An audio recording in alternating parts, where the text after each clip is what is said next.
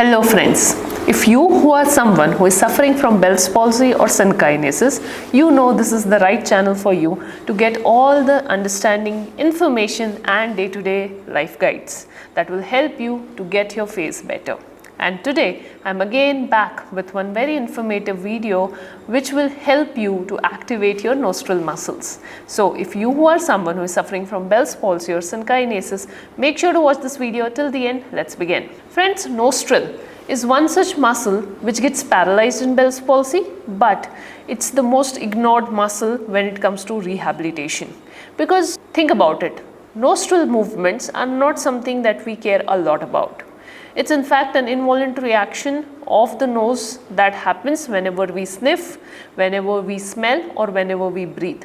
We rarely focus on moving our nostril voluntarily. At the same time, if we talk about the brain map, which has different face area that is being stored, at this area also the representation of the nostril is less compared to other facial expressions, because this is a subtle movement that people do subconsciously and very less consciously. That's why doing practices to activate nostrils sometimes becomes tricky and challenging. And you will observe this, that a lot of people who suffer from Bell's palsy find it difficult to flare their nostril. At the same time, when this same Bell's palsy turns into synkinesis, at that time the nostril area becomes stiff, pulling the lip corners and the upper lip region upward and outward direction.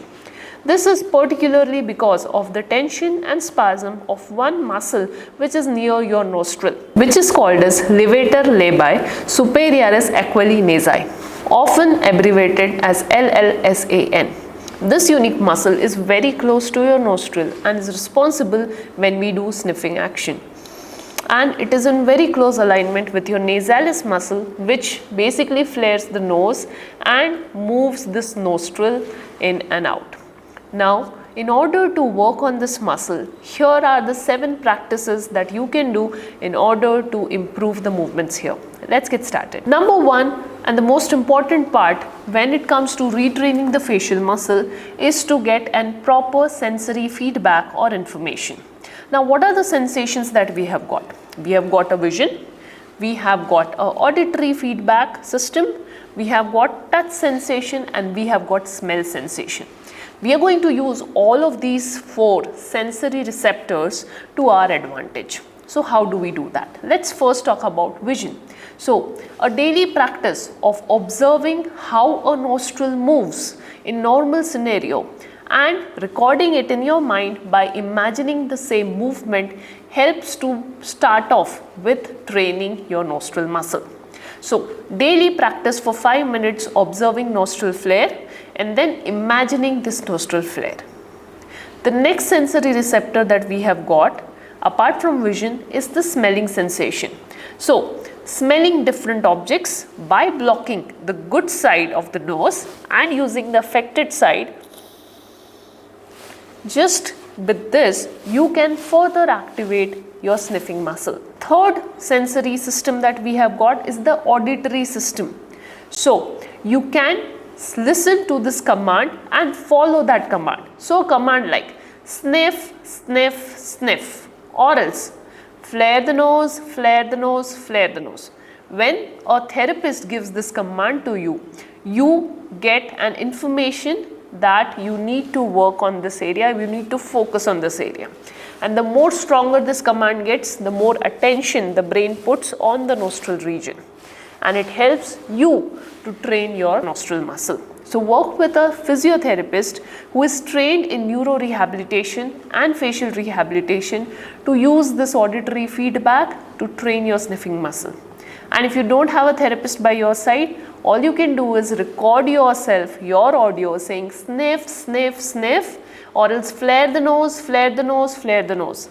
Make this audio tape little more firm and authoritative, and then just try to listen to that and then act according to it. Make sure when you are doing this practice, don't overforce your nostril muscle because it can further trigger synkinesis. We don't want synkinesis to come in place while you are doing this practice. The next one is your touch sensation. So feeling the muscle on both the sides and Using the finger to guide this nostril to move in the expected direction helps you to understand where this muscle needs to move and gives a very strong sensory information to your brain. Remember this, your brain needs good sensory information in order to act accordingly. That's why the more good sensory information that you give to your brain, the more better would be the movements that you will be able to create. So do this for sensory feedback practice on a regular basis. That takes me to the next part, which is practice number 5. And here what you have to do is, after doing all the imagination, all the sensory stimulation, use your hand and guide your muscle to move. Now here you are going to do active assisted movement, which means you will try to do the movement at the same time your hand will guide your nostril to move in the direction where you want to move it. This way you will be feeling the contraction and you will guide the contraction in the right direction with the help of the hand. Always remember, do this as gentle as possible. Do it only for 5 repetitions and not more than that, and pause whenever you feel the synkinesis is overpowering. That takes me to point number 6, and that is stretching of the nostril muscle. Sometimes if your Bell's palsy is long standing, your nostril muscle also gets stiff and tensed. That's why stretching is very important. So stretch your nostril muscle by holding your nostril and pulling it downward and outward. This way you will be able to stretch this muscle, hold this for 10 counts and then gradually release. Repeat this process for 3 to 4 times and not more than that. And that takes me to the last and the 7th point, where you have to do the action as if you are doing in a real life. Now what are the scenarios in which we use the nostril muscle in real life? It's breathing, it's smelling, isn't it? And at the same time it's sniffing or else making a disgusting expression. So do these practices without moving your lip. So keep your lips sealed and then try to breathe in, breathe out. If you feel that the normal side is more active, you can block it and then do the same action.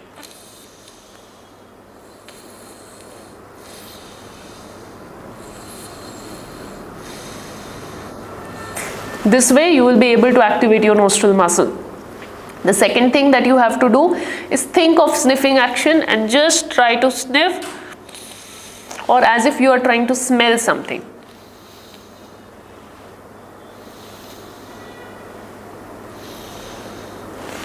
And relax. The third practice that you can do here is think of a disgusting expression, but again without moving your lips. So seal your lips and think of a disgust. If you feel that the normal side is overpowering, block it and just try.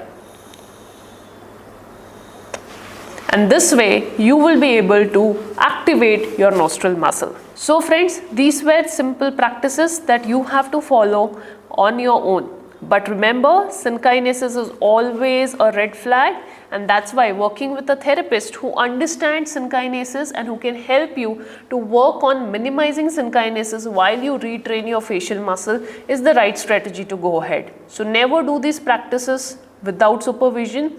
The purpose of this video is just to give you a basics guideline on how to work on this nostril muscle. It's always advisable to work under a professional. So if you need any further help related to your facial rehabilitation for Bell's palsy or synkinesis, feel free to reach out to us, book a evaluation session based on which we will be able to guide you what are the next steps that you should follow. On that note, I'll end this video here and I'll see you in another video. Thank you.